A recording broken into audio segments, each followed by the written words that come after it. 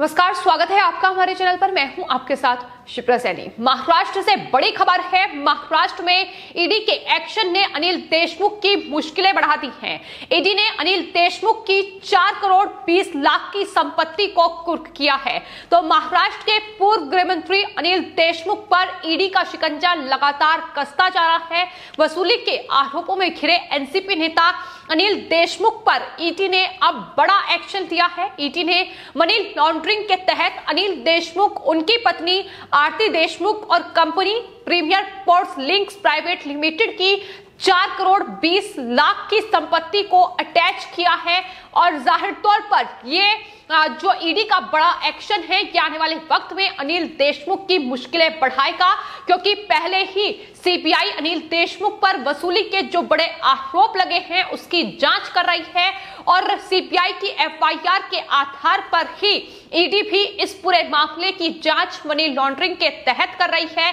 लगातार शिकंजा अनिल देशमुख पर कसता जा रहा है।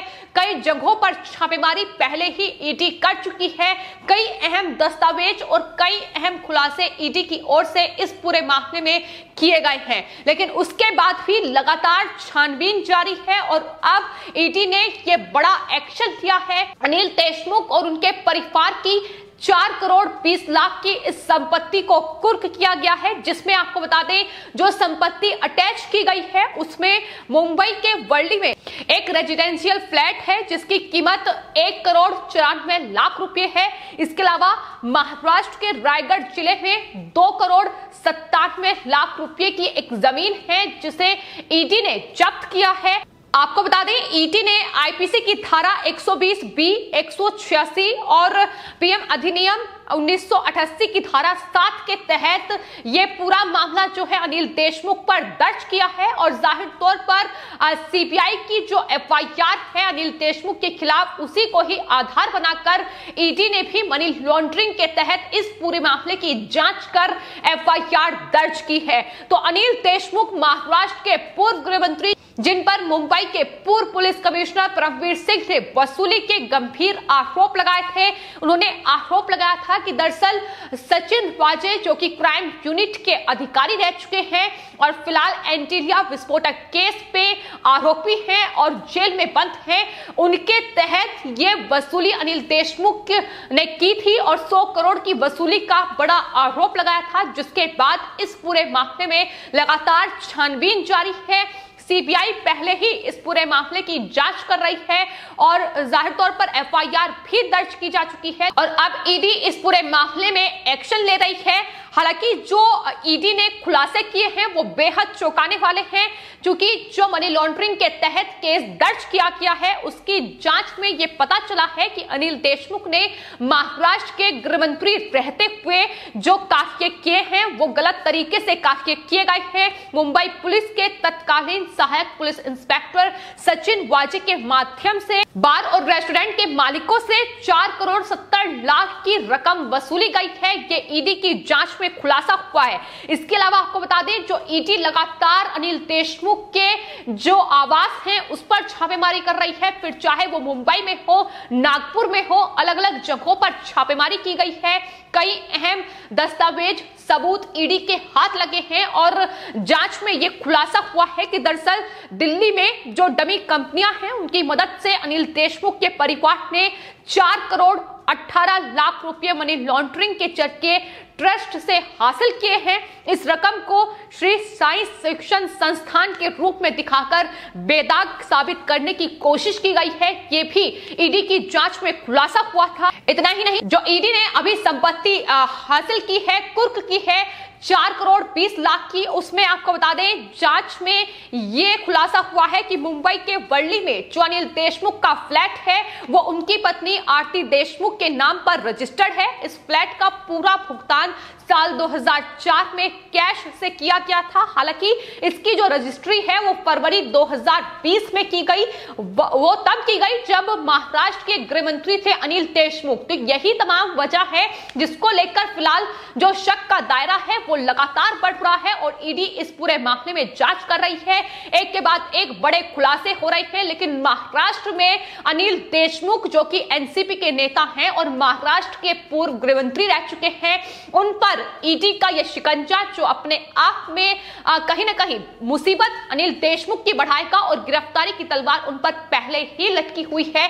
कभी भी अनिल देशमुख की गिरफ्तारी हो सकती है, लेकिन एनसीपी के ये अकेले ऐसे नेता नहीं हैं जो इस वक्त भ्रष्टाचार और वसूली के आरोपों में घिरे हुए हैं, बल्कि इसके अलावा आपको बता दें महाराष्ट्र के जो उप मुख्यमंत्री हैं अजीत पवार, एनसीपी के नेता हैं, शरद पवार के भतीजे हैं, उन पर भी भ्रष्टाचार के बेहद गंभीर आरोप लगे हैं। महाराष्ट्र कोऑपरेटिव बैंक घोटाला जो कि 25,000 करोड़ रुपए का घोटाला है, उसमें ईडी ने सख्त कार्रवाई करते हुए एक चीनी मिल को भी अजीत पवार के जब्त किया है। तो ये लगातार कार्रवाई है ईडी की महाराष्ट्र में जो चल रही है। इसके अलावा आपको बता दें एनसीपी के वरिष्ठ नेता एकनाथ खड़से भी फिलहाल ईडी के शिकंजे में हैं, उन पर भी भ्रष्टाचार के गंभीर आरोप लगे हैं। तो ये तमाम नेता हैं एनसीपी के जो फिलहाल केंद्रीय जांच एजेंसियों के दायरे में आ चुके हैं और जाहिर तौर पर मुसीबतें लगातार एनसीपी की बढ़ रही है। यही वजह है कि हाल ही में शरद पवार को एक मीटिंग करनी पड़ी जिसमें अजीत पवार और एकनाथ खड़से भी शामिल हुए। जाहिर तौर पर यह भी कई बार देखा गया है कि ईडी की इस कार्रवाई से महाराष्ट्र में उद्धव ठाकरे सरकार, एनसीपी, शिवसेना बौखलाई हुई है और लगातार ये आरोप लगा रही है कि दरअसल केंद्र सरकार ईडी का इस्तेमाल कर रही है, जिस तरीके से जांच की जा रही है। और ये तमाम बड़े आरोप संजय राउत से लेकर अनिल देशमुख भी लगा चुके हैं। अनिल देशमुख का यह कहना है कि दरअसल उन पर जो ईडी की जांच चल रही है वो ठीक नहीं है, बीजेपी उत्पीड़न करने के लिए जांच करा रही है, ये उनकी तरफ से आरोप लगाया गया है।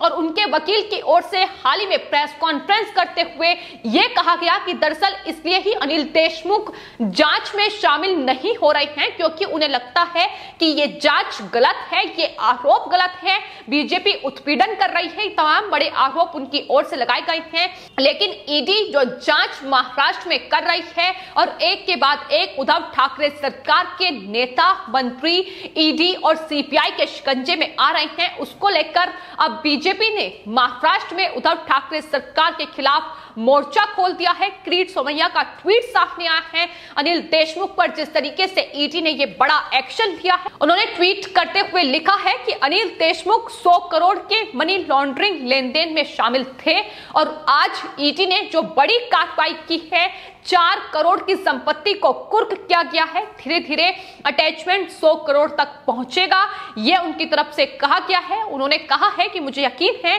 कि एक दिन अनिल देशमुख को ईडी और जेल के सामने पेश होना होगा।